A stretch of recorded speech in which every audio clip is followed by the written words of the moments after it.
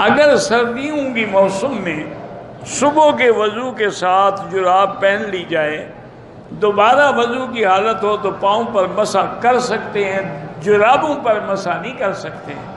اگر چمڑے کے موزے پہنے ہوئے ہوں تو ان پر مسح کر سکتے ہیں۔ المسح علی الخفین، حدیث میں لفظ خفین کا ہے۔ اور دوسرا دیکھیں نا، آپ کو اللہ نے پڑھے لکھے لوگ ہیں، خدا کے لیے بتائیں، حضور کے زمانے میں یہ ہے کہ نیلون کی جرابیں تھیں، اسی پہ مسح کرتے تھے حضور پاک۔ اس وقت یہ بنی بھی تھی، لفظ جراب آ گیا تو پیچھے پڑ گئے اس کے۔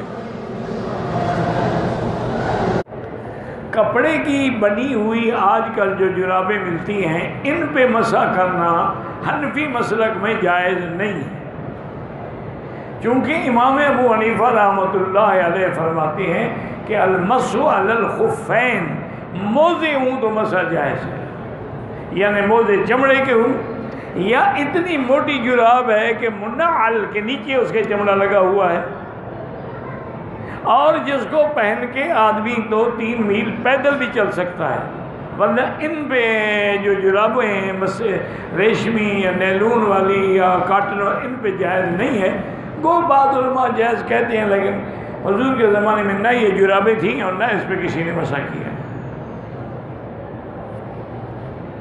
لفظ جو آ گیا نا جراب، بس اس کے پکڑ لیا۔ بھئی کم سے کم یہ تو تحقیق کرو کہ سرکار کے زمانے میں جراب کون سی تھی؟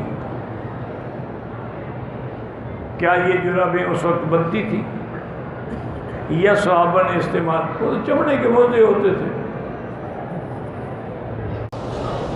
اگر کوئی آدمی اپنی ہوا کو روک کے کھڑا رہے، نماز تو ہو جائے گی، مکروہ ہے کہ لوگوں کا خیال نماز کی طرف ہو، اس کا خیال جو ہوا کی طرف ہو۔ ابھی نکلی اور ابھی نکلی اور ابھی نکلی، بھائی کوئی نماز تو نہ ہوئی نا پھر۔ اس لیے امام ابو حنیفہ رحمۃ اللہ علیہ کے زمانے میں کھانا آیا طلباء کے لیے، ادھر اذان عشاء کی ہو چکی تھی اور تکبیر ہونے والی تھی۔ انہوں نے کہا بھائی ٹھہرو ٹھہرو، تکبیر نہ کہنا، جلدی نہ کرنا، پہلے کھانا کھا لو۔ تو طلباء نے کہا حضرت کیا ہے، 15 منٹ میں نماز پڑھ لیں گے پھر کھائیں۔ اب میں اللہ کے بندے، میں چاہتا ہوں کہ تمہارا کھانا جو ہے وہ نماز بن جائے، میں یہ نہیں چاہتا کہ تمہاری نماز کھانا بن جائے۔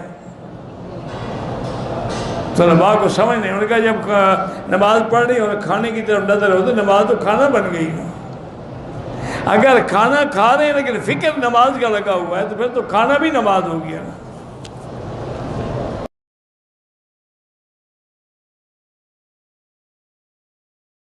مزید اچھی ویڈیو دیکھنے کے لیے چینل کو سبسکرائب کریں، شیئر کریں، لائک کریں۔ شکریہ، جزاک اللہ۔